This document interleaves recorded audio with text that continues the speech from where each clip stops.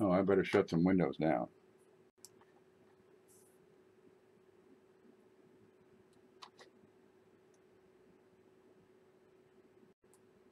This thing working yet? There it is. There. I got coffee. Haven't been on in a couple of days. Let me change this screen around just a little bit. No, that's not it. How's everybody? Okay, they're asking in one of the chat groups yesterday the other day, what are your peeves? Peeves?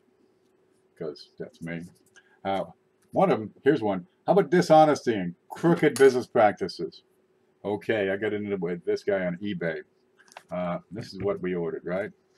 I always use we because it's a team. Really, it's just the voices in the head.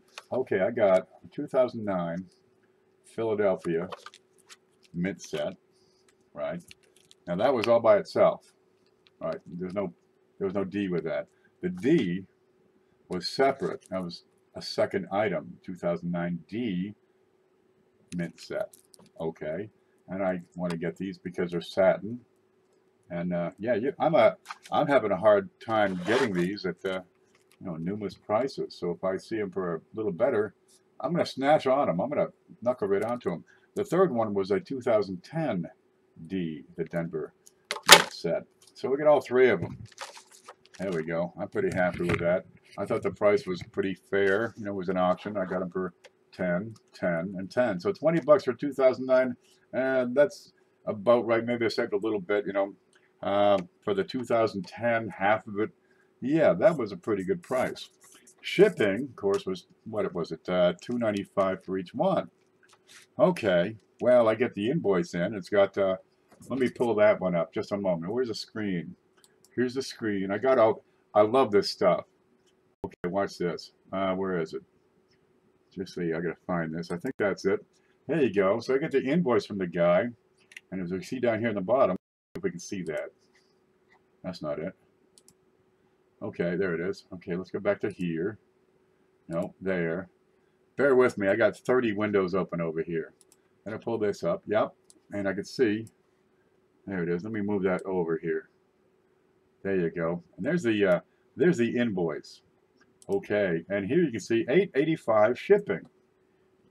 Okay. Well, I write to him, hey man, and I got that somewhere here. I say, hey man, that's kind of heavy on the shipping. You think you might? Let me find it. No. There it is. So I sent him a message. I said, man, I ordered 3 items. The combined weight of these items, and I spelled weight wrong, is around 12 ounces. Even with 4 ounces for padding and mailer and receipt, it would still fit within the limits of first class mail for less than $5. Yet, I see $8.85 for shipping charges.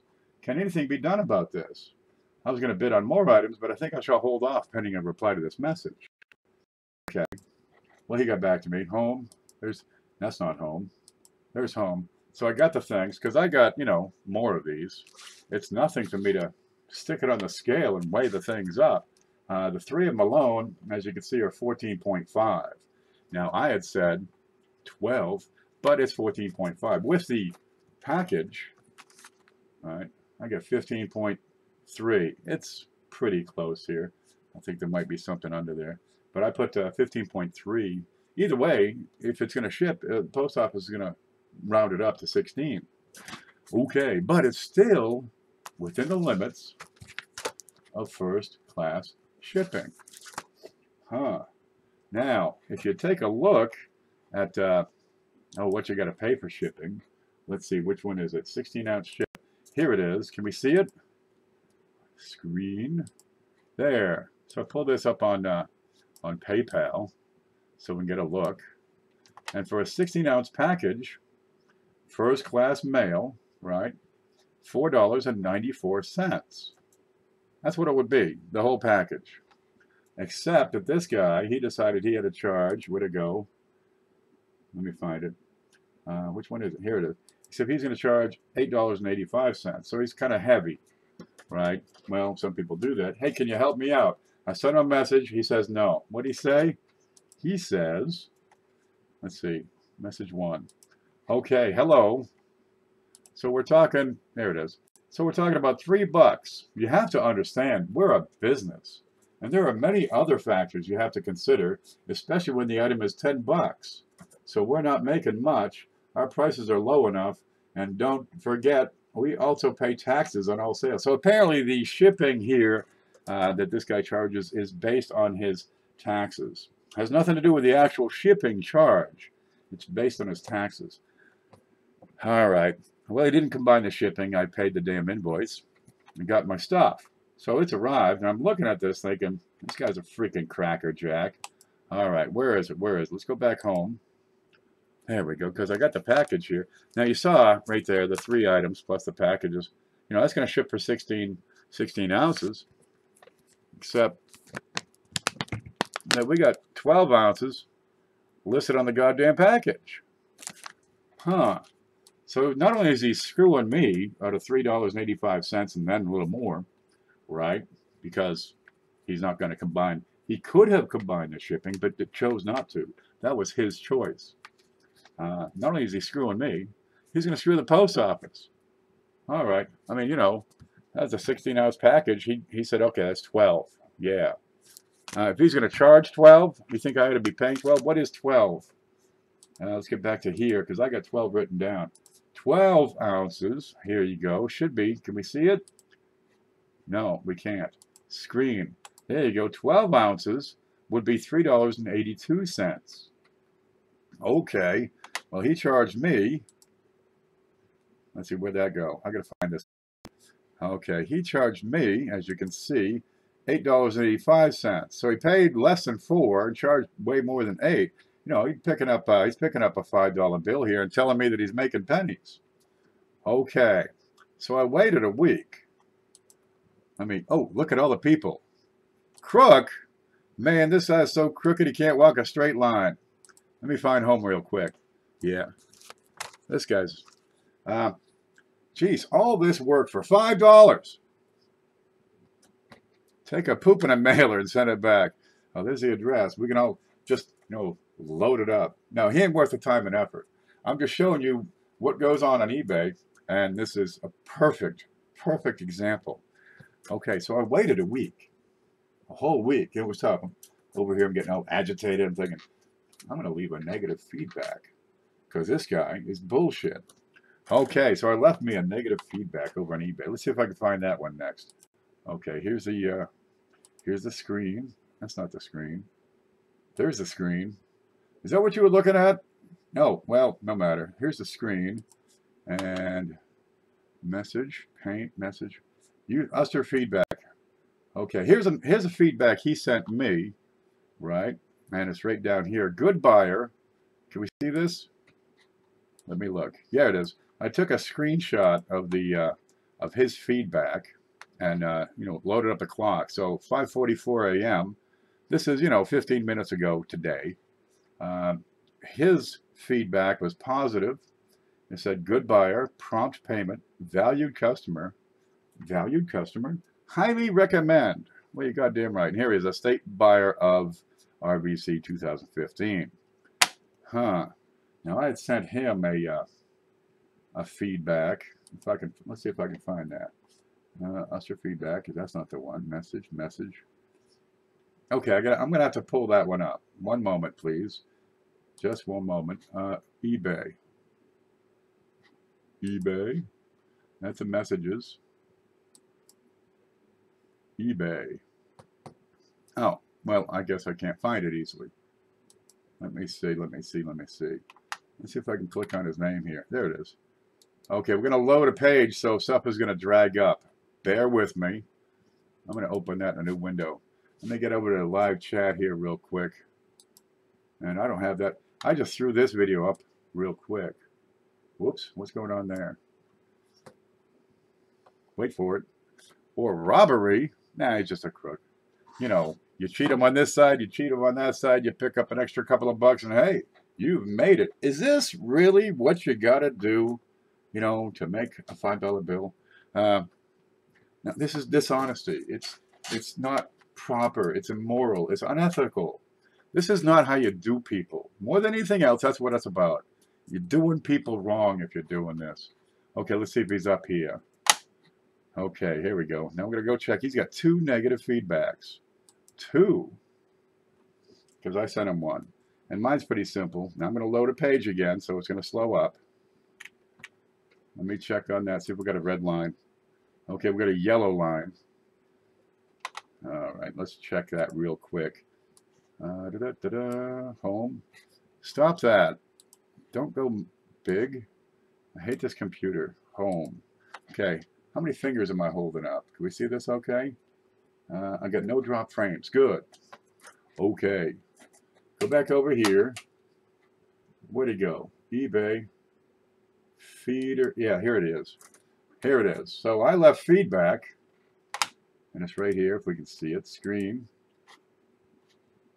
And yeah, we can see this. Perfect. So I said excessive shipping. 3 items. Seller was asked, but chose not to combine shipping. Now, I think that's fairly accurate. Over here, we have the screenshot where I asked. Is this the one? Yeah, here it is. Can anything be done about this? There, I asked. I wasn't demanding. That's the whole damn message. Okay. Well, he got back to me and we said, we're talking about $3. Then I dropped a bomb and left him a negative. Oh man, he flipped right out on that. Okay, let's see what his response is. I love this. This is hilarious. Come back over here. Which one? There it is. This one. No, that's the first one. Let's go to the second one. So he writes back. Can we see this? I don't think he cares about my needs. This one. Yes, we can see that. Okay. He says, hello. I noticed you gave me a negative feedback. I nicely explained to you that for an item less than $10, we make pennies. I was not trying to get rich for a few bucks. I was not trying to overcharge you on shipping. I will refund you all the shipping. Just please revise my feedback to positive. I work really hard to keep my feedback good. It's really hard to make everyone happy. Please understand. Thank you for your business. Okay, now you guys know me enough. Am I going to stand for this? Let me find my way home. There's home. Am I going to stand for this bullshit? eBay is tough to make money on lower price coins. It is. Geez, if you can make a 20% profit on a coin between eBay and PayPal, they get over half, right? eBay gets 10%, PayPal gets 3%. If you're making a 15% profit, no, there's no room in there. eBay is great. It benefits the buyers, but there's not much of an advantage for the sellers. If you're selling stuff on eBay regularly, your margin is pretty darn slim. There are so many other venues to sell on if you're going to sell. But if you're going to buy, there's all kinds of stuff you can get for a pretty fair price. Now these, as you can see, 2009 P and D, all right, and the 2010, $30. That's about right. I'm okay with that. You figure $42 would be more in line with real market value. $30 was a bid, but I got jacked up to 38 and change, almost $39. So maybe I could make $3 in there, 10%. It's tight, but I have people that want these, and it's not a problem anyway. His parents are probably brother and sister. Gosh, not an inbred. Okay, now. Am I going to stand for his message? Now let's look at it and see what I wrote, because I just love this stuff. Okay. How does Ken deal with jerks? And let's find the screen. There it is. And can we see it? Yeah, we sure can. Okay, so I respond, if making pennies on a $10 item is an issue, I suggest higher starting bid on your auctions. As for overcharging on shipping, it was your choice not to combine shipping, so your claim that you are not trying to overcharge is proven false by your actions. Not only did you stick it in my ear with an excessive $8.85 shipping charge, you shipped it listing a weight, and I've got the package right here in front of me, of 12 ounces, $3.82 postage. The actual weight by my measurement on a calibrated scale, 15.2 ounces, $4.94 postage. You cheated me and the post office. You've established a trend of deceit, hence I cannot have faith in your offer to refund all the shipping. The fact that you could have done so already and have not, and added the requirement of editing my factual and accurate feedback, supports the notion you don't care about customer service, your buyers, or my needs and feelings. I'll probably need an emotional support animal after all this. You pitched me for an extra $3 plus. You pinch the post office for $1.12. That's a lot of work for $4. I hope it goes a long way towards your taxes, which is apparently is upon which you base your shipping charges, as stated in your last message. My feedback is accurate and factual. It will remain in place as a warning to the world. That's the whole point of feedback. Honesty. Something which you have shown not to possess. Good day, sir. I like to end it with that, so I can always say, good day, sir. I said good day, sir. Let me find this. Here we go. So there's the, there's home. There's the case. That's what he charged me for shipping, right? I showed you the invoice. There's the package. It comes from the guy. It says 12 ounces. This guy raped me. He raped the post office. He's going to rape you next. That's why that feedback is in there. Okay, dishonesty. Unsavory business practices. Yeah, that would count as one of my pet peeves. I'm going to get an emotional support iguana. Put them right up here.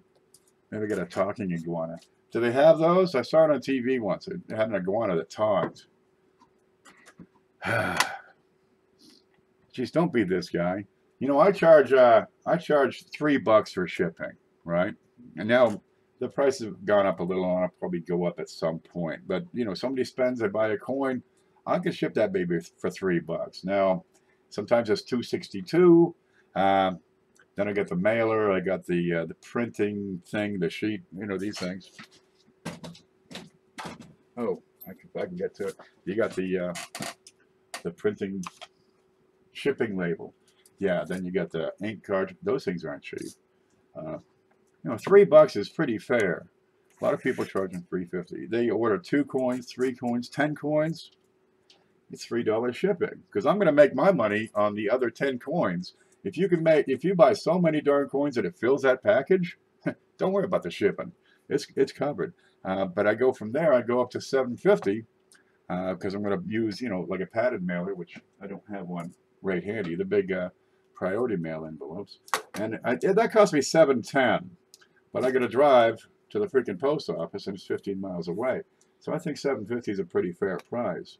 The next after that. I've used it a few times, you know, the medium flat rate boxes, $13.50. That's what it cost me. And the big ones, I've used those twice. You know, the big.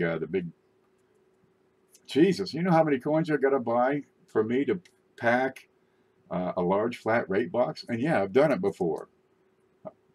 I love it when that happens, and I just charge, you know, shipping. Here you go. That's good enough.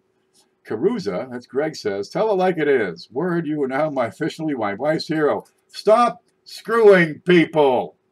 What, for $4, $5? The guy made an extra $5 and he can keep it. And I'm going to freaking immortalize him over here. That's right. That said, I still charge the customer the same.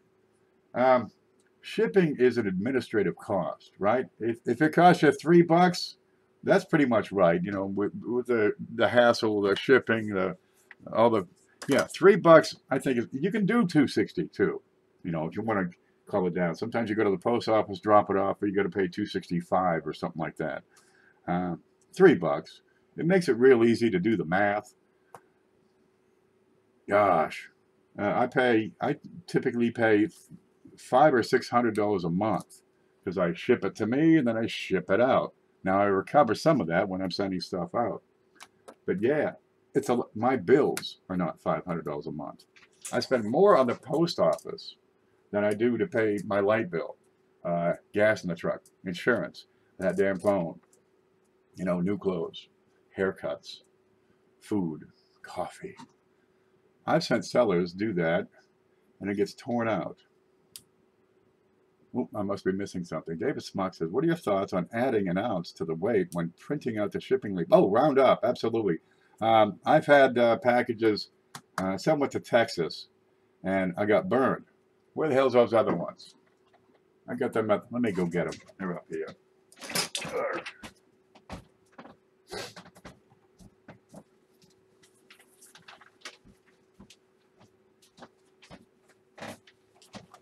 All right. When you start doing bigger stuff, you know, you go past the small, the flat rate or the first class postage. Oh, look, this is from, you know what that is? That's That's from Shay Hoffmaster. We're going to open this Saturday because that's going to be sparkly. Yeah.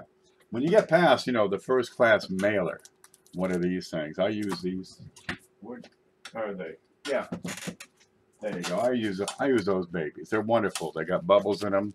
Right? If you're stressing, you can just turn them into a flat envelope.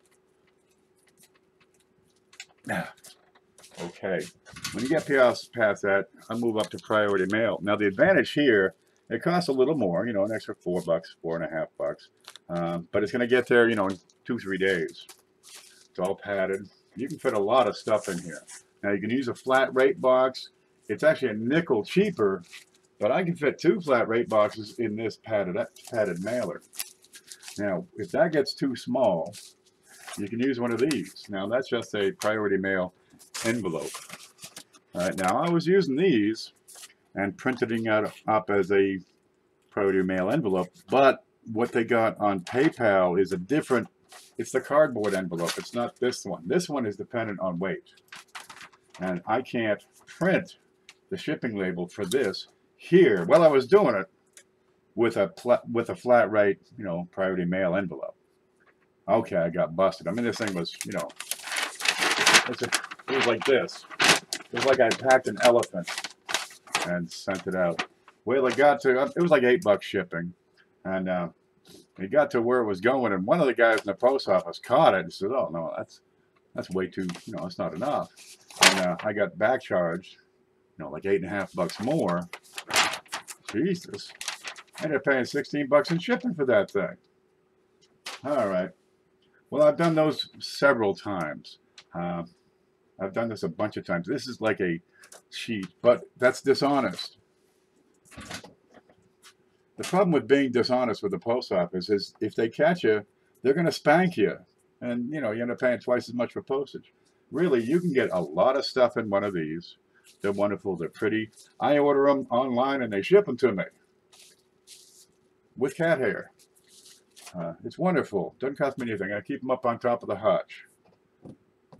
They're free. They don't cost nothing, right? I need bubble wrap for a coin. Dude, these don't cost nothing, but they frown. You're supposed to use these as the mailer, not as the packaging inside your other stuff. Oh, by the way, this guy, this was it. This is the whole package. There's no bubble mailer in there. This is how it came in. There was no padding in this. There's no invoice. That's it. That was the package. 3 mint sets and an envelope. I paid $85. And that's it. That's how much care this jerk bag put in. All right. Well, they're good coins. I got no problem with the coins. You know, at no point did I bitch about the quality of the product. I'm only bitching about the damn shipping. Oh, my bad. I meant the priority. Let me catch up here. They're free from USPS. You're darn right. They will ship them to you, and you can ship them from your house. Now, the way the post office rules work, right, if it's over 12 ounces, they won't pick it up. But you can call them, hello, and say, I have a package. Can you pick it up at my home? Why, sure. We'll send somebody right out. And they send a different guy, not your mailman. They send a different guy out to pick it up. So they will pick these up at your house, and it don't cost nothing extra. All you do is call him. Well, my mailman, you know, he's pretty good guy. Got a good head on his shoulder. He can lift really heavy things, and he can drive from the right side of the car, and he's driving like this most of the days. It's gas to the floor, brake to the floor. Vroom, vroom. I don't know. He's got this big bruise right here. Okay, well he will. Hey man, I got this stuff here. It weighs 13 ounces. I'll just give it to me. I'm going in anyway. It's no problem at all. If it fits in the mailbox, I'll take it. If I'm up at your house and you got it, I'll take it. Okay. Except some of this stuff, once I get into this, it don't fit in the mailbox. So I got to go to town. But he's good about that. The mailman, they'll pick up your stuff if you call them. But the big stuff, I'll take it. Not in the box. Should have got him from me. Oh, my bad. I meant the priority. I'm missing half of this. Anyway, if you're going to ship, And well, it is a mail order business for the most part, these coins, if you're going to do business with people across the country. Charge appropriately. Charge a fair price. You're going to get involved with profiteering off shipping charges. That's not really an ethical practice. And karma will get you one day. Karma's going to get this guy. Yep, I'm waiting to see what. I figured he'll probably offer some retribution and come after. Let's see, where'd it go? He'll come after my the feedback that he already left, where he said goodbye or prompt payment. So I thought I'd, well, just do a screenshot of that. I expect that to change and become a negative feedback, even though I did everything right. Geez, those ruthless people. How do you get them off eBay? You know, these other sites, you know, the CoinUp sales group, the sellers, they have to be vetted. We're going to check them out. You know, you're on eBay. Let's see your account. We're going to check it. You selling another coin group? Who? We'll talk to them. Any troubles? No. He's square. Okay. We vet the darn thing. On eBay, you don't get that. Could be anybody. Could be my neighbor selling stuff. I was wondering how to get first-class mailers instead of priority. These are, you're going to get those in the private sector. The post office does not offer these. Priority mail, yes. The post office has these, and the cost of these is included in the shipping price. I don't know how much. I don't suspect these are a quarter. They're quite nice. These guys, yeah, I put a link up in the YouTuber coin community group. These are $27 for a case of, I don't know, 250 or a bunch. I got another case on the way. It's coming from California. They sell them at the post office. Yeah, you can. They're $3. Good go. Good. You can get craft envelopes pretty cheap. I got a box of them here.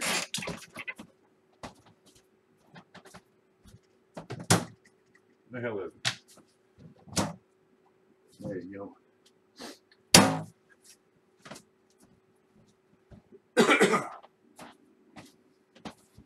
There you go. Now, you know, if spending $30 on shipping mailers is a hassle, you can get these up at you know, Office Max for, I don't know, $6. This was a package of 100. It still is almost a package of 100. They get the little clasp. They get the sticky. They're 6 by 9. What do you got here? I don't know. Let's see, 6. Yeah, about. And this is 6 by 9. There you go. The problem with these, well, it's just craft. There's no padding, nothing. If this seam comes undone, these are pretty cheap envelopes. I tape the heck out of the seams. All right, there's another one down here at the bottom. I close the lid. There it goes. I close the lid. I put tape across here, across these edges. All right, I tape up all the corners, all the edges, the whole length of them. Because if this gives out, whatever's in there is gone. Gone. So, yeah, tape the heck out of it. There you go. That's 50 cents up at the dollar store. For $1, you get 2 of these, and it's like 600 feet. Right? Tape is pretty cheap. The problem with these, if you're taping them and you're shipping, you know, more than a few, let me find that. That's out of reach. Then it starts to take up so much darn time to put the tape across everything. So when it starts to be an issue for the time it takes to just do all the tape, then you can probably figure it's probably time to step up to these. These, I peel that strip, I close it. Now the sticker goes right on, and I do add some tape to that mailing label. I don't need that giving out, because then my product, I don't know where it is. Nobody knows what it is. Yeah, but these you can get you know, a dozen, 2 dozen of these for a couple of bucks. The supplies aren't so bad, but get enough supplies that, you know, you're going to last for a little while. You figure if you can save 10% by getting more, it's probably worth it if it's going to last more than, you know, 3 months. That's a fair return on investment, I think. I get them, you know, the 250 envelopes, these 250 of the darn things. They're 10 cents, 11 cents, whatever the heck. And they last me, you know, 3 months. I like that. That's what I'm scared of. My mailing label falling off or getting caught in the rain and the ink running. Okay. First off, keep it under cover. Stick it in the postage box, you know, that ships out. Change your mailbox if you can. If you're in an apartment, there should be a place you put package, or meet the mailman. Hey, man. Or call him up. Say, hey, I got a package. Can you come and pick it up? Explain it to him. But find a way. Another thing you can do is tell all your people, I'm going to ship on Friday, or I'm going to ship on Saturday. And you send everything all in one day. I like to get stuff out pretty quick. Sometimes it takes me an extra couple of days to get to town. But come up with a plan. Work it. Treat your people right. Ship in as timely a manner as possible. If you can ship it right out your door, man, that is so darn easy. But at some point, you'll get to the point, you know, you're shipping enough stuff. Go to the case. Get the case. Shipping labels. Get the case. I stick those on. They're self-stick. Where is it here? These are self-sticker. They're peel and stick. You can see it.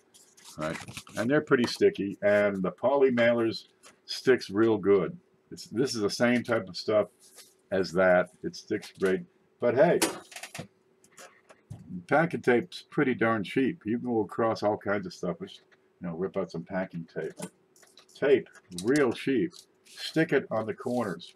Where'd that go? If I were this guy has added one thing. This guy did do right. He's got tape across the whole darn front. That's totally taped up with packing tape. Okay, I'm going to give him that much credit. But that's all. Jerk. Don't be afraid to use the tape. If you're getting into it with the tape, you can get, you know, a case of tape.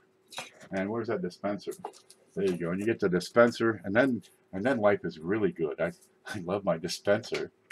Now you pull the tape. Oh God, I'm out of tape. Okay, pull it out. Take out the old one. Get rid of that piece. Now I ran out of the bulk tape I had, but dude, it was so nice. I go through, you know, 1,000 feet in a week. All right, let's pull the next one off here. How do I get this off? Tape. All right, you got this thing. It just slides out. Just pull it. Drop in your tape. Make sure it's facing forward. See the arrows? Drop it in. Push it back. Trig with it. Drop stuff. It really is a lot easier than this. There you go. And start that roll. But I go to Office Max and get the big box of tape. And you're going to find, once you get to a point, there you go. Then I get it started. And look at how nice that is. I just pull my tape. I'm nuts with this. Look at that. See? I can pull it. And I can stick it wherever I want it. This is how I get rid of that unwanted facial hair. You know, I got this other tape I use on my back. Yep. That's nice. Getting more volume will always get the cost per unit down on these supplies. But at some point you get so darn many, do you need, you know, 10,000 mail, you know, shipping labels? I get those a couple of hundred at a time. Ink cartridges would like to have 2 backup, because if I run out, I got to use one.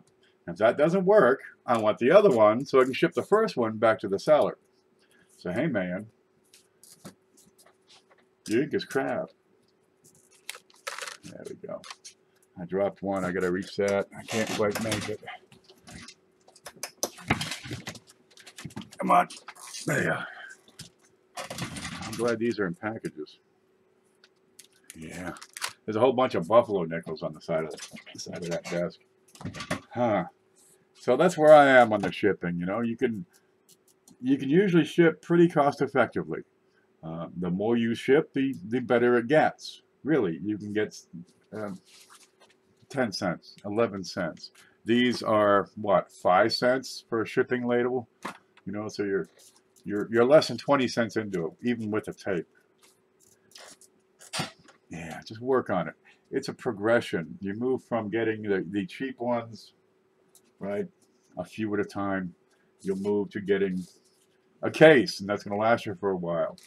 You'll move from getting an inkjet cartridge and then running out and going to the store and getting another one. You move to having a backup. I got a couple right here. There you go. There's my ink cartridges. Right. There's the other ink cartridge. And there's my phone.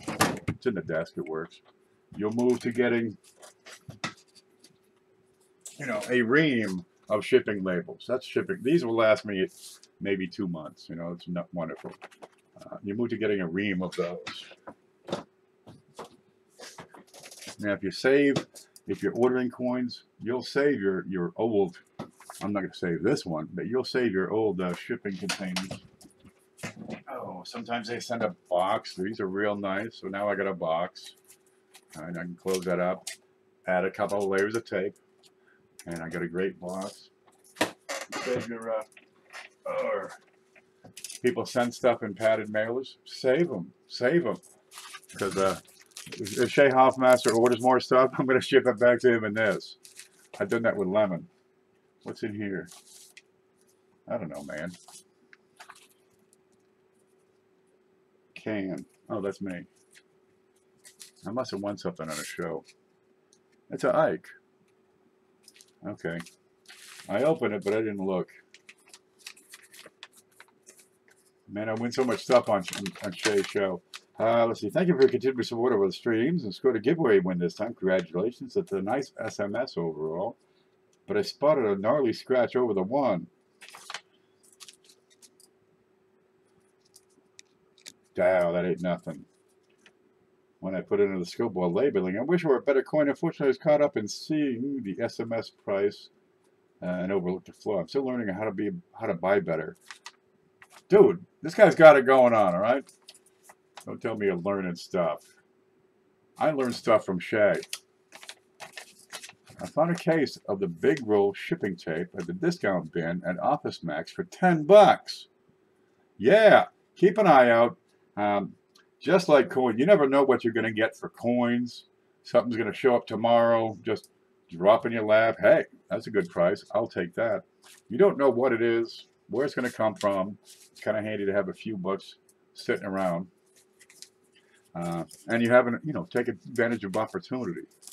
And the same thing, you go to the supermarket or, you know, the store or Office Depot or some, you know, warehouse discount place, and hey, they got, you know, craft mailers for 4 cents a piece. That's not too bad. Now, these come in handy too, because if you're not using these, like I'm not, you can put them in those. They're a little bit smaller. So I've got another layer of protection. I can group things together. And that will fit right in there, nice and snug. Look at that. Look at it. It's in there. See? The whole darn thing. That's why I love these white ones. I love them. Dented canned goods. I like to get the cabbage where half of it's rotted, because you can just cut that off. And you got a half a cabbage, and that's perfect for me. Yep. Just because it's no good doesn't mean it's not edible. I like to get them hams, you know, they put them in a cart and put them out in the parking lot for a couple of days, and they just get better, really. You know, I mean, it's a ham. It's cured. How do they cure it? They cover it with salt and leave it in the parking lot for a couple of days. But save your old packaging. Let me give you this one while I'm here. I'm going to take this stuff out. Okay. Let's say I want to ship my stuff. This is going to somebody. And I've got a mailer over here. Now, I've already received it. I opened it. Stuff was in it. Okay. Remember, it's a hobby of accumulation. So accumulate some scissors real quick. All righty. I'm going to take right about here. Right. I'm going to cut through this and go up. See that? Huh? Okay. Now I'm going to come over here. I can't show that address, so I'll do it upside down. Yup. And do the same darn thing. See that? See that? Now what I've done is separate the front and the back. Okay, I put my little stuff in there. See that? Goes in, nice as you please. Now I'm going to take one of these sheets and fold it in. All right, just like that. And take the other one, fold it over the top, just like that. Now, if you reuse shipping materials, cut off the sender's address, right? You don't need to send the address of what you got to somebody else. Cut that off, because geez, then they know, oh, that's where he gets his stuff. I'll just contact them and order from them.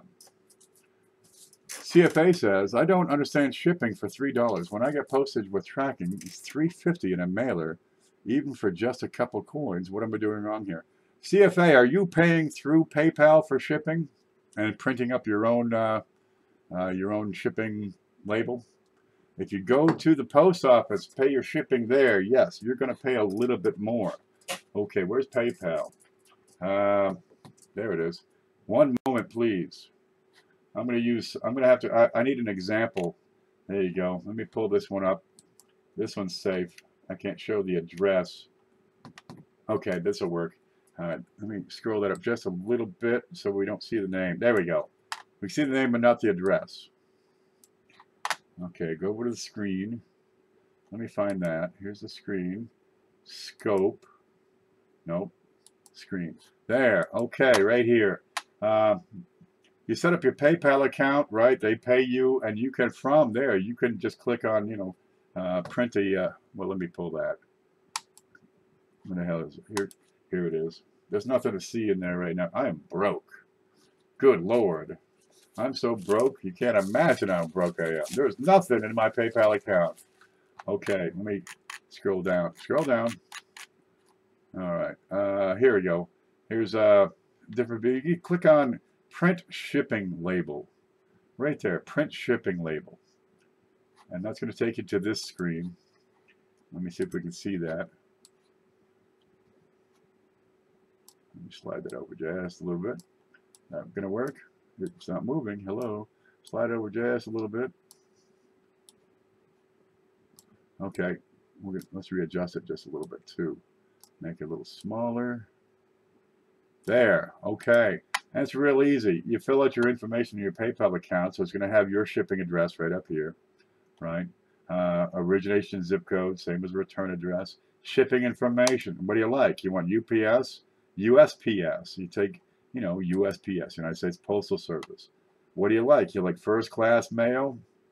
Would you like, right, media mail? Would you like parcel select, priority mail service? There should be padded envelope in here. Huh. Don't fucking screw me. Damn it. Oh, that's first class. Let's go to priority mail. There it is. With the priority mail, you got, what do you got here? Large flat rate box, medium flat rate, package, thick envelope, padded mailer, small flat rate box. And whatever you type in, that's going to be shown up over here. So let's say I want to ship a first class mail parcel. And you can do this and take notes, right? First class mail is going to be 4 ounces. Okay, and I want to calculate the shipping cost. It's going to say $2.62. Something went wrong. Why did something go wrong? It only goes wrong when I'm trying to show stuff. First class. Try again. Try again. I'll probably end up paying some shipping. Okay, well, you get the idea. But if you print through PayPal, you'll get better rates. It's not a whole lot. It's a nickel or some darn thing. But go through there. That's what I pay, $2.62. Let me kill that. He doesn't want to die. Okay, what's going on here? Here's the home. Mail. Mail. No. Dash. Dash. There. And this. There, I got everything. I got it back up. You're paying $3.50. Well, that may be the rate for you. I don't know. This town is 20 years behind the rest of the country. Really, we just got the wheel running water. One guy said he's got some smoke coming. We think it's fire. They're kind of far behind around here. I use a kiosk at the post office. Yeah, they got those too. You set it there. You press the buttons. Yeah, the more you do yourself, the better off you're going to be. I print it right here. Right, there's the printer.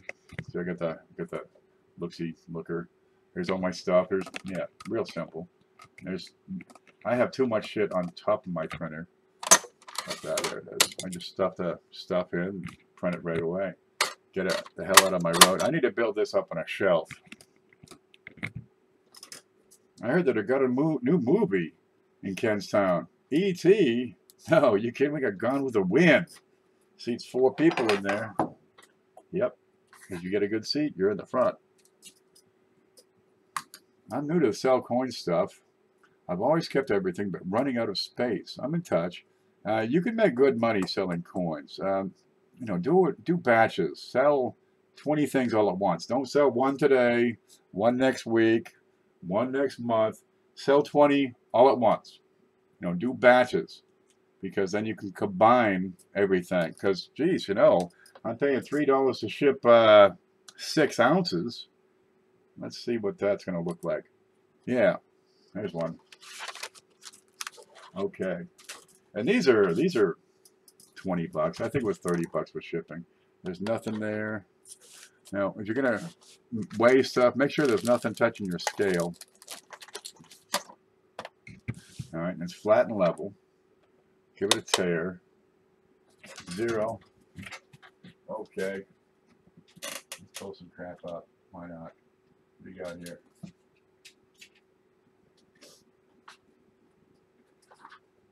Okay. The first 4 ounces is $2.62. Let me put my padding back on my armrest. So 4 ounces. We got a mailer, right? We're going to have a receipt and a shipping label. Okay. We're going to have some padding, some additional padding. There we go. I got all kinds of room. That's an ounce. Okay, now I want to add 3 ounces of coins. How much stuff can you get in for $3 worth of shipping? Okay, here's, I don't know, Paula sent me this. It's something from Hong Kong. It's a Hong Kong $2. Look at that. Isn't that the coolest thing you ever saw? Ding ding. There you go. 2 ounces. Here's a $0.50. Here's another $0.50. What's that? I don't have the date on that. That's a 64. Poof. Okay. 3.2 ounces. And I got a couple, here's a 1957D with a buy. 3.1, 3.2. Here's a 44S with number 5 RPM. Okay. Here's a 1957 buy again. This is a 1935 with a die crack. We'll stick him in there. Are we at 4 ounces yet? This is 4 ounces. 4 ounces is the minimum price on postage. It's a 1941S with a die crack. Pretty good. There, we made it. This is 4 ounces. Okay, now if I can fit all this in here, this is just padding. Okay. Boink, that's in. Take the coins. Boink, that's in. I take my envelope, I can fold it over. All right. Add a couple pieces of tape, ain't gonna add no weight. How many coins is in there for, you know, $3 worth of postage? I've already figured in a receipt, so I can print that. I've already figured in all this. It's all there. That's $3 to ship this. You get them on eBay, you know, they want an extra 50 cents per coin. This is what we shipped here. 1, 2 big ones, couple of $0.50, and 4 pennies. So if you're going to sell stuff, offer combined shipping. It's not a killer. If it gets to the point where you got to add $1 to the shipping, I start at $3, right?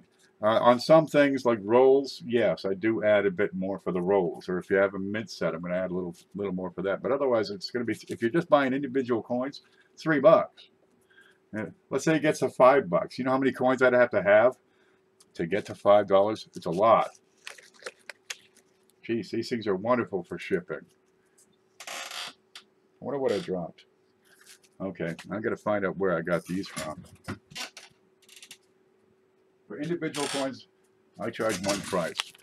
You add sets, yeah, there's going to be some meat on there. What do you got here? 4 ounces, right? Supplies. I know I got some here somewhere. Where's my flips? Did I use them all? I got a whole bunch of flips around here somewhere. What's... Ah!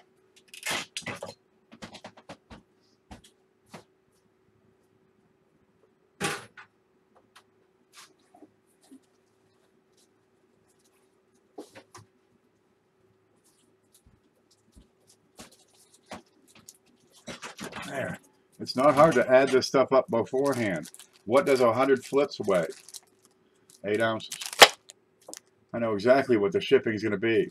How about 200 flips? Can I do 200 flips and the package and an invoice and a shipping label and get it for £1? Yeah, I think I could probably get away with that, but I'm not, I'm not screwing them like that guy. Yeah, that's £1. So I charge, I figure $4 I do shipping on these, or $5 or whatever the heck it is. And that's a bunch of flips. Look at this. That is a whole bunch of flips. $20 shipped. That's not bad. Now, if you want more, I get people that all the time. They like to combine and we add more stuff. Once you get into supplies, that's where the weight starts climbing. And they just keep at. Once they get get over, they keep adding stuff and adding stuff and adding stuff. Okay, I'll take 4 folders. Oh, and an extra 200 flips and 3 red boxes and 1,000 wheats. And dude, it's going way over the. Just gotta, I need a large box on this stuff. I need some of these anyway. But if you need to, put together a package and weigh it up and figure the math ahead of time, so you know what's it going to cost me for shipping. These mint sets, because most of your mint sets are the same. They're going to be, 6 ounces. I'm sure we got one here. What's this one? Here's probably a 1980. That's an 82. Okay, 4 ounces. Plus a mailer. Plus one of these. Okay, I'm at 5 ounces. But you can go through that the PayPal thing and figure out, try it, test it, write down how much it's going to cost me to ship 5 ounces, 6, 7, 8, 9, 10, all the way up. At 16 ounces, they don't want to pick it up at your house. They want you to take it downtown. But also 16 ounces, you can't do first class shipping unless you take it all downtown, so they can weigh the darn thing up, and it's going to be deathly slow. Casablanca. Darn right. All the gin joints in all the world, she had a walk into mine. I heard they got a new movie. Yeah, Rocky's coming. Na-na-na-na-na-na. Good morning, can't stay long. I thought I'd stop in. We were just complaining. I'm just doing the grumpy old man thing. Pretty good otherwise. There. But there are methods to the madness. If you're gonna sell more stuff, work on the shipping. Figure it out. Ask. Geez, I'm right here. I've been doing it. I got a pretty good head on how to, send it. I got a video on how to ship. Put a piece of cardboard in that box, right? You hate to see this stuff screwed up. I got some cardboard here, I'm sure of it. There you go. They'll send these to you. You call them up, say, hey man, send me some cardboard. Well, you don't say that. You said, I need some small flat rate boxes. And none of them says, you could chop that up and make a nice box of sorts for that stuff. Let's see. Here we go. This is I wonder where my razor is. I keep a razor around here. I try to keep a razor around here. Down there. I had like 6 of them yesterday. Okay, here's one.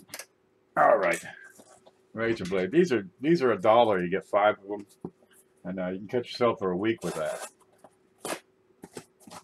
All right. Cardboard. What can you do with cardboard? I know you can get cardboard. It's not a problem. There's a piece of cardboard. I want that to fit. I want it to wrap this thing. Okay, that's a pretty good fit there. I can make it fit this way. Okay, let's give it a groove right here. Right about there. That's all I'm doing. Just Just notching it so I can bend it. And I want another notch right about here. Do-do-do-do-do-do-do. Get your finger out of the way. See that? Now I got a side. Huh? Okay, I can measure that again up here. Okay, I want to see a little notch right here. Do-do-do. And another one right there. And one on the other side.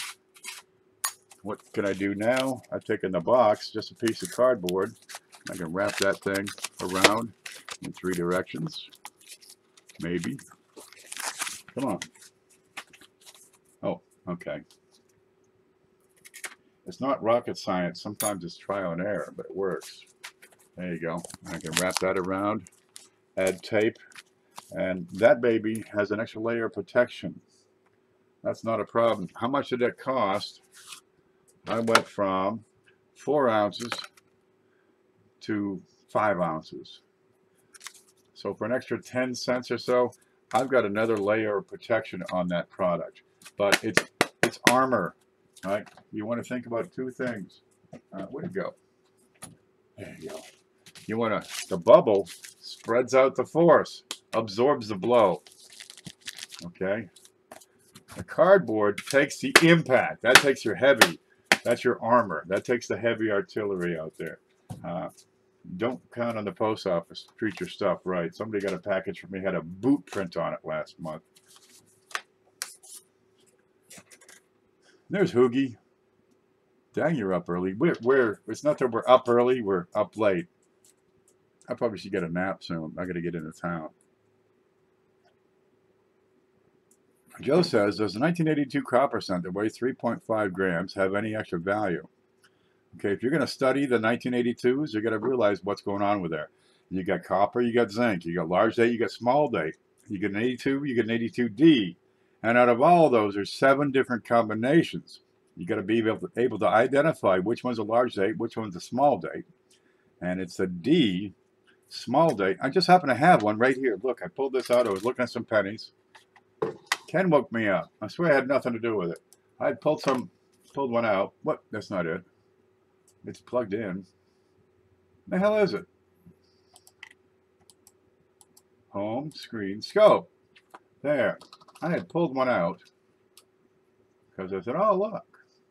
It's one of them things. Now, I don't usually chase these.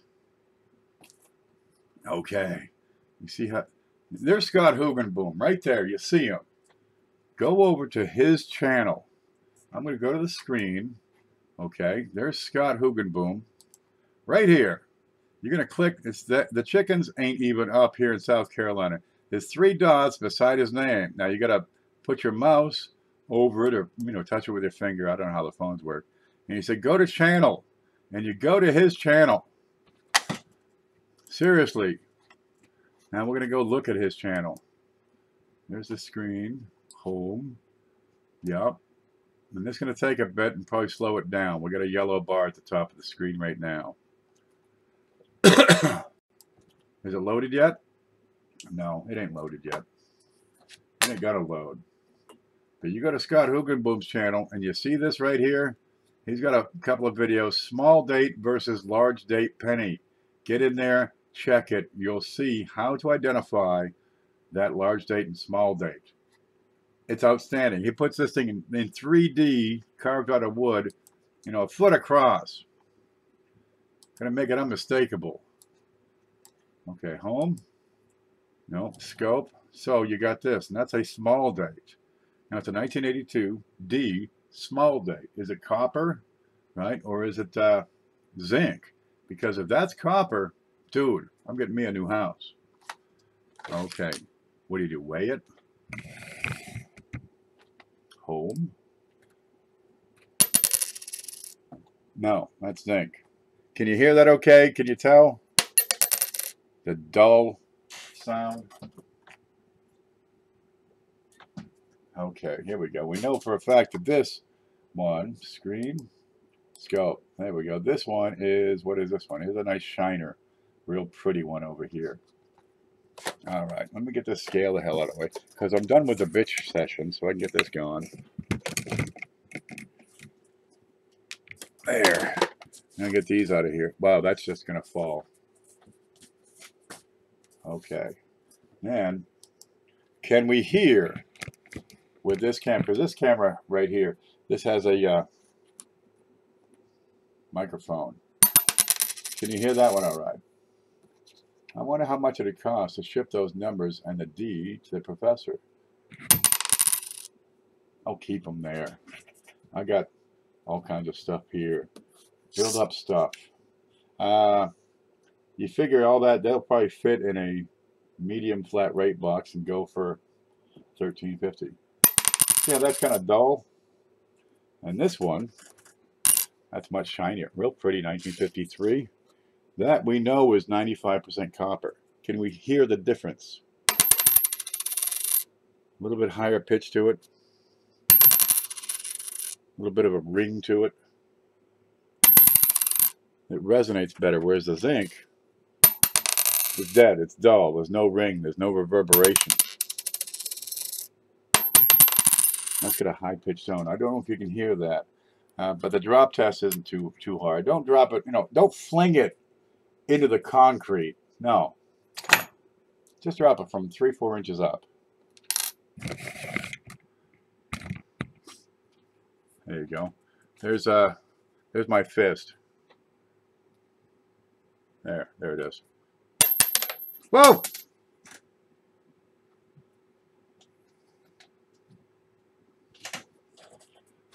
We'll put that in an album and send it out. Here's a couple of old ones. We can throw these around all day. Hear the ring? Hear the ring? Hear the ring when it first strikes? And this is dead. That's zinc. Use a wrist rocket.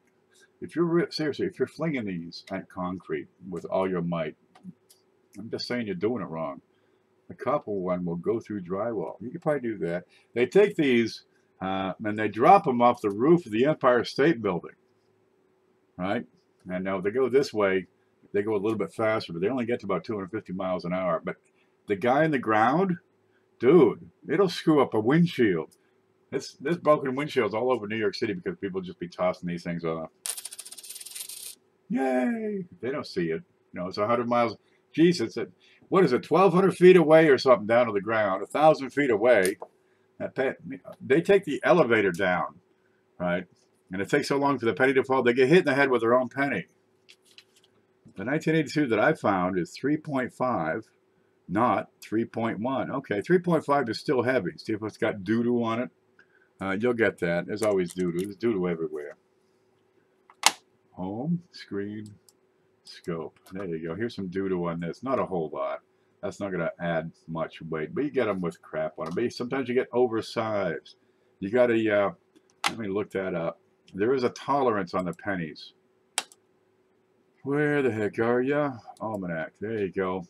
Your Lincoln cent has a tolerance of 0.13, so plus or minus 0.13. If it should be, 3.11, well, 3.24 would still be within the accurate range of mint use. But if you're running 3.5, that's heavy. Okay, you got a thick planchet. There's something stuck to it. Check your scale. Where'd my scale go? There's one here, I'm sure of it. Nope, that's a different one. Here's one, I think it works. I sent my batteries out. Okay. Home. Question your, first thing, you get an odd reading, question your scale. Is this thing right? If the batteries are flat, if it's, killed, you got a pen under it, you didn't notice, you're going to get a false reading. Okay, let's go to home. There it is, on. Can we see that? Give it a minute. Okay, there we go. I'll tell you what it says. That says 0 G's. Now, if I fling it to the wall, it'll say 11 G's. Okay, I'm going to test it. I'm going to put a penny on there. It says 3.08. Is that right? That's pretty darn close. Try a bunch of them. These wheat pennies, they're going to be 3.1 plus or minus 0.13. If they're really worn, they'll weigh less. But you can go through, take a fresh roll, a BU roll of pennies. They're all the same. They're all brand new. There's no crap on it. And check your scale. If you're getting a consistent reading and it's right, all right, I'm saying that's 3.07. Here's another one. It's 3.15. That one's a little heavy. Still within tolerance. If I'm putting these on and I know they're 95% copper and it keeps saying, you know, 4.2, 4.2, something's wrong with my scale. You'll find calibration instructions on the darn thing. All right, you got to turn it on, hold one hand in the air, count to 10, and then press this other button simultaneously while reciting the Battle Hymn of the Republic. And it's right there in the descriptions. I had the same scale at home. Me too. Okay, but check that. If your scale is off kilter, unbalanced, crooked, uneven, not level, it's going to give you a false reading. This says 0.06. There's nothing on it. I'll put that on there. 3.10, 307. Can't make up its mind. If I set it flat, 3.15. Yeah, false reading. Check your scale. Always question the scale first. Question what you're measuring with. Now, if your scale, you're getting it right every time, put a nickel on there, it says 5 grams. It's right. Put 10 nickels on there. They all say 5 grams. You probably got an accurate scale. And if you're still reading, you know, 3.1 on a small date copper, 1982D, yeah, you might have something. But question that first, because 9 times out of 10, that's what it is. Blame the equipment. Prove it's wrong. You know, assume it's wrong, and then prove your case after that. If it is a science, break it down to science. I'm donating my body to science. Did I show you that? I have to show you that. Where'd that go? Oh, I don't have the I don't have my hard drive plugged in. Okay, never mind. We won't show you that. Home. Where'd we go? Home. There. We are home. Yeah, look at it from a scientific point of view. You have a control. This is my control. I've weighed this 1,000 times. I know exactly what this weighs. Right? I'm going to stick it in a holder. I'm going to keep it. That is my control. That is my test of my scale. I turn on the scale. I'm going to test it with a known quantity. There it is. Don't care if it's a can of peaches or a pen. I know that this is 3.07. I can weigh it, and it'll say 3.0. That's goddamn close enough. When you use a scale, right, find the center. Find the center of your scale and put your coin right there.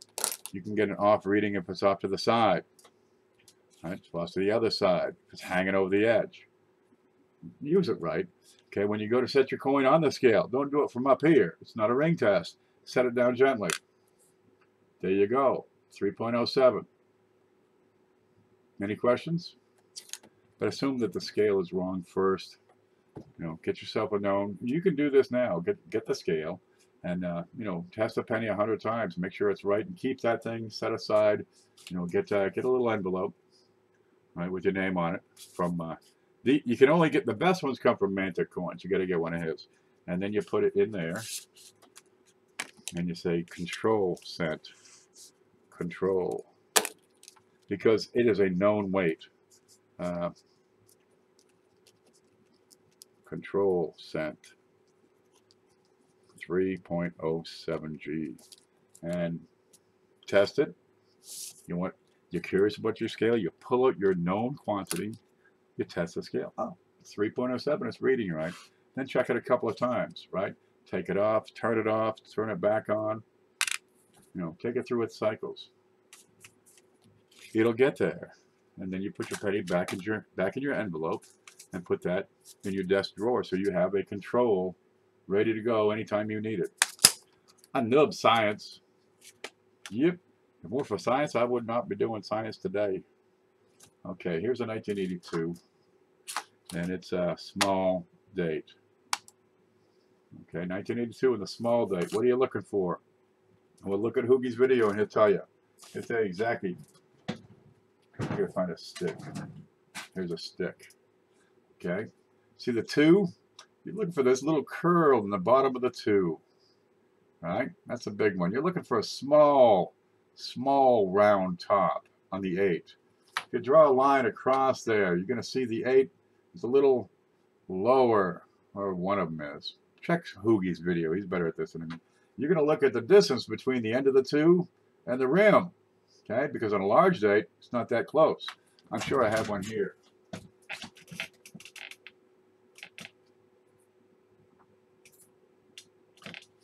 know, I've been doing 80s half the night.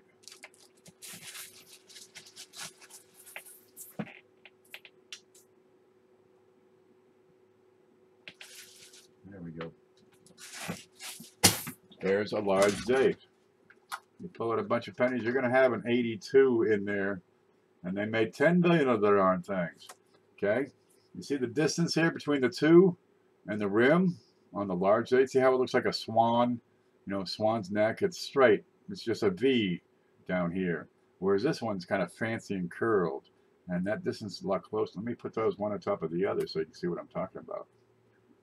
Look at the distance to the rim. Large date, tight. Small date, well, big gap. All right, see the 8, how it's big and fat, big and round. Over here, it's a little petite and pretty. Okay, now let's look over at Liberty. Okay, Liberty. Small dates on the bottom. See how delightful and fine and, you know, real pretty and sharp those are. And these are just fat and slobby. You know, 82, large date, fat and slobby. Small date, pretty and petite. There you go. Then you look for the D, because you're going to have the D. And if you got the small date, D, then you check for copper or zinc. Now, people be looking for this thing, right? Dude, I'm going to find a 1982 D, small date, copper. One single specimen has been found since 1982. One. Are you wasting your time? Are you chasing the golden fleece here? There's a lot more stuff you can find. Okay. What did I find last night? You know, in 2 hours of doing nothing. We got this one here. This one's kind of neat. That's missing half of its half the copper coating. That's that darker spot. That's zinc. That's an incomplete clad layer. Kind of a neat thing. Now 1988, watch these. This is critical. If you get the proper FG, the G will have a little flare on it. If you get that on a 1989, little horizontal bar and little tail going down, it'll look like 1989. You got a nice little coin there. This is not it. Oh, well, no matter. I still got this thing where it's only partially plated. This is a great little error to add to my collection. Okay, I got a Canadian penny here. There she is, in all her glory. What's it, a 94? I didn't check it for magnetic yet. But those, you can melt down Canadian pennies right now. It's not illegal. What's this one? In 1987, there was something wrong with it. I don't know. That's not it. What's this one? Nothing. What's this one? It's gone. 1987. What was it? Okay, let's find this. I'd set this aside. Oh, because it had a great big fingerprint on it. That's why. Must be on the back. What you got here? I don't know why I have this. It's set aside for some reason. Okay, sometimes you can't re-find what it was you're looking for. Where'd that other one go? I had a neat one here. Not that one. Is that the one? That might be it. Ah. Okay. So I got this one. Is that the one? No. No. No, that's not it. How about this one? Huh. Well, I'm not able to reproduce what I found earlier. How about this one? That's a really neat crack. Whatever, man. This is why there's so many stuff all over this thing. There's lots of things you can hunt for besides the 1982 D small date zinc that you actually have a realistic chance of finding. If you're spending your whole life hunting for that one coin, you're going to miss a whole lot of goodness. Most of your coins that you're going to find are going to be worth, you know, 50 cents to $2. Most of them, guaranteed. And you'll find them. You'll find bunches of them.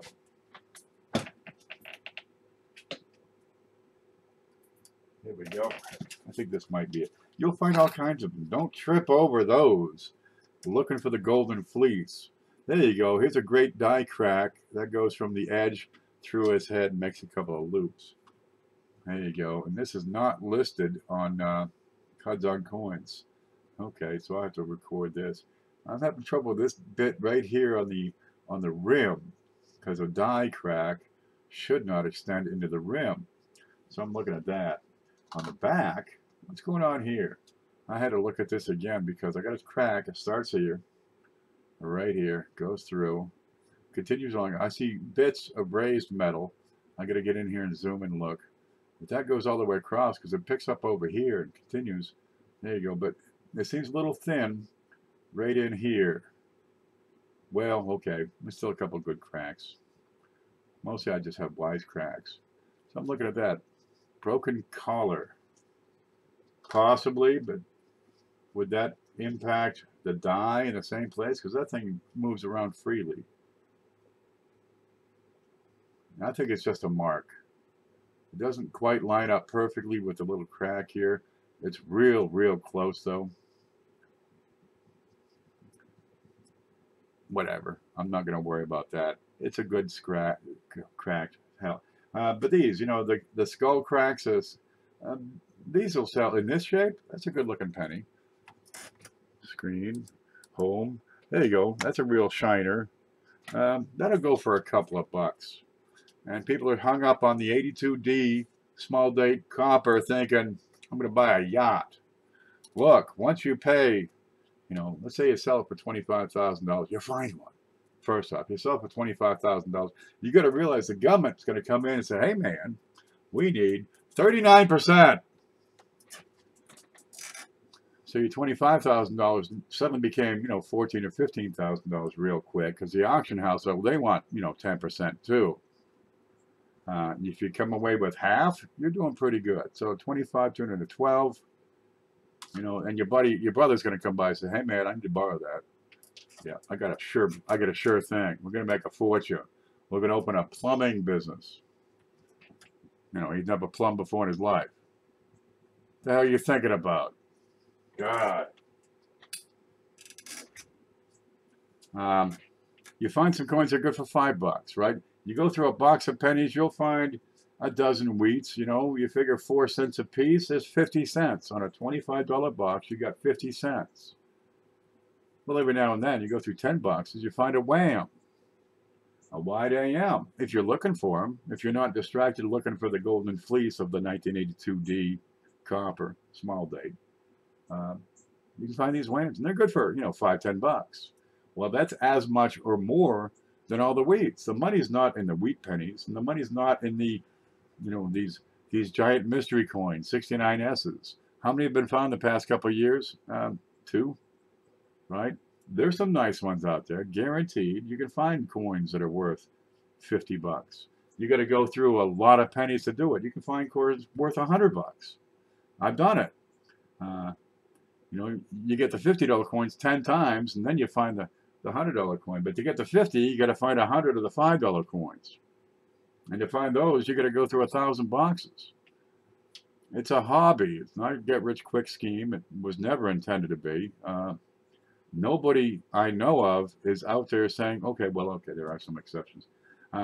Nobody who goes through coin rolls is saying, I'm making $500 a week, and you can too. Here's my plan. And he pulls out like a chart. Nobody does that. You look at the channels that are finding silver. They go through the $50 rolls. Hey, they got 3 silvers out of that box. You know, people are throwing hundreds at it. There's more in that box than just a couple of 40 centers. There's die varieties. That's where the money is. They pick up the 1 or 2 pieces of silver and they throw all the good money back to the bank. Why do they do that? Looking for a type 2 rim die crack. I don't know what that means. You'll have to explain that one. Type 2 rim? Type 2, a quarter? What would you pay? What would you pay? I hate bad pictures. A blank can't have die cracks because it was never struck by the die. That's correct. That makes a lot of sense. It's probably more above that. You can make money hunting pocket change. You can make money hunting through these rolls, but it's not a cost-effective means of doing it, right? I go through a box of pennies. Yeah, I can pick out 30, 40, 50 bucks worth of stuff, right? And I'm in a position that I can probably market much of it, but it's going to take me a month to make the 50 bucks. I eat 200 bucks worth of groceries, so geez, I'm kind of getting behind on that. Plus, I got lights and gas, insurance, and phone, and internet, and housekeeper, and that girl who hugs me. But can somebody make breakfast? I got to get some chickens. I used to have chickens.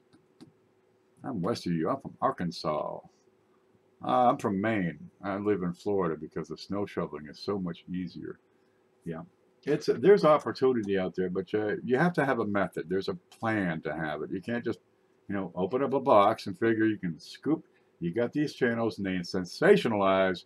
Here's a $50,000 quarter you can find in your pocket change. Yeah, and monkeys can fly out of my butt too. There is a realistic approach. You need to consider that you're not going to be scooping these things up by the fistful and saying, there's 50,000, and this one, that's a $10,000 coin, and I'll get a Veyron with this one because that's a $100,000 coin. If you pull one out that's worth $5, that's doing good.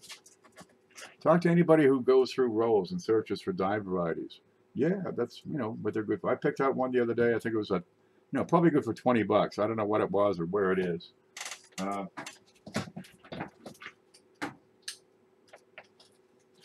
What's this one? I might have stored it here. Here, this is what I pulled out last night that I'm really excited about. Yeah, this turns me on. Okay, what do we got here? Scope. What you got? You ready? You ready? I said I'm gonna save that one because I need that. Gosh. I pulled this out because it's got zinc rot, and I want to show you guys. Oh boy, they got to see this. That's a perfect textbook example of zinc rot. I better save that. And this one, this is worth $1 to me because I can make a video explaining the zinc rot. All right, you see it right down here on the D. Over here, you got the blisters, but the copper's not really penetrated yet. But give it time, and these will come. Now let's watch this. See this one right here? I'm going to press that with this toothpick. Does the middle cave in? No, not really. Sometimes they will. My toothpick's not very strong here. Oh, I have a flawed toothpick. That's why. I need one on his head somewhere. Okay, let's look at the shoulder. Is it going to cave in? No. How about that one? Looks like a pimple. Let's squeeze it. No, but sometimes you can do that and they cave in. But we got some zinc rot on this. I said, ooh, I gotta save that. Also, who was the answer to the Big Show cynic? J.R. Cynic did the Roosevelt dime. I guess off a bus he plagiarized from some chick. I don't know the whole story. Peavey killed a guy on eBay. Killed him! You have to watch the beginning of the show because it was an hour ago, and I extolled his lack of virtues for a good half an hour, 45 minutes. But that's what I like to pull out is this stuff so I can show people, hey, this ain't, mid-air. There. What's good, Aunt? Dead with a hammer. Graveyard dead. Yeah. Anyway, that's what I just wanted to get in touch. I'm going to check that eBay guy. I'll keep you updated if he, flips out or just freaks out. That's from, where was he? New York? Yeah. I don't know where Forest Hills is, but I'm sure I'll go through there one day and set the whole place ablaze. There's home. There's that. Here's a $50 from Mantic Coins. It is my favorite show. Well, him and Lemon, and anybody else who's on live right now. Yeah. Go watch Mantic's show. Now he's going to stop doing Thursdays for a little while because, you know, he says he's busy. Let's face it. Saturday. He'll be there then. Go get him. It's tough to do multiple shows a week. Sometimes I like to just get on and rant, which worked out pretty well. We're to 9 people watching. A couple of scheduled shows, if you're doing live streaming, that's a lot of work. I was doing 4. No, dude, no. So Mantic's going to try to do 2, possibly 3. I think he'll see that three's a busy. That's a big load. I had one, just caught it like 2 weeks ago, JC Will. I thought that it was Professor Clue in the library with a shovel. I'd use a pitchfork. The library is, you know, a stack over here on the table, and another one back here. They're not as easy to spot as they used to be, JC Will says. He's talking about something I'm not on top of it. Okay. I had another penny here somewhere. It was a delight. I forget what it was. Perhaps I'll find it one day. One fellow asked me, I forget his name. He was on recently. Matter of fact, he says, "Can you make, you know, I see these people doing these coin roll hunting. Is this for real?" I told him the truth. Sometimes it is. Sometimes you can open a box of $50 and pull out, you know, 90% silver $50. You can do that. But what you don't see in these shows is the other 200 boxes that they rip open, and they get, you know, 40%ers out of all of them. There's some sensationalizing going on. A fake 14D made from a 44. I did a video on that. You'll find it. I got a 44D made into a 14D. I got a 15S. There's another one on there. I don't know, 13. I've got a whole collection of them. Ken in the bar with the assless chaps. That wasn't a murder. I actually have them on now. Ugh, bump my head. All right, look, I'm going to take off. I'll keep you posted on the crook there. Did you? Dang it! I just caught one at work. You caught chaps? You guys are getting ahead of me. I'm going to take off. I got some things to do today. Tomorrow is coin class. Ooh, I can show you this. Where's this? There's a screen, and I got notes going. Where the heck is that? There you go. Tomorrow we're going to have coin class, and it's going to be ethics and axioms. Can we even see this? I don't know, man. Well, there it is. There's some short notes on ethics and axioms. We'll get to that. So you want to get in there for that, because there are things that you need to do to be a good coin guy, be it a seller or a buyer or just a collector. And we'll get in there and talk about that. Home. There's this. Got it. I can't find my way around anymore. I got too much stuff open. There, I found the chat again. Have a good day, everyone. Later, y'all. Ken, Mrs. Hoogie loves to wake up to your voice. Hoogie, afternoon. Come on, baby. Come on. No fooling. Yeah, I had a girl at the working at a restaurant one day. I've been in restaurants for years, and this one girl comes, good-looking chick too, real cute. She sits down. I'm talking. I'm explaining the specials, and she says, "Your voice makes me want to buy everything." Well, let me get you the wine list, dear. Just whatever you want, and I'll buy it. That worked out great. Fancy words that don't exist. Back to the drawing board. Okay, I'm carrying on. Wasting your time. Look, get something done today, guys. Tomorrow's coin class, 3 o'clock. I might have a sale tonight, Saturday. Sunday is the big show. That's about it for now. I'll see you later. Stay groovy.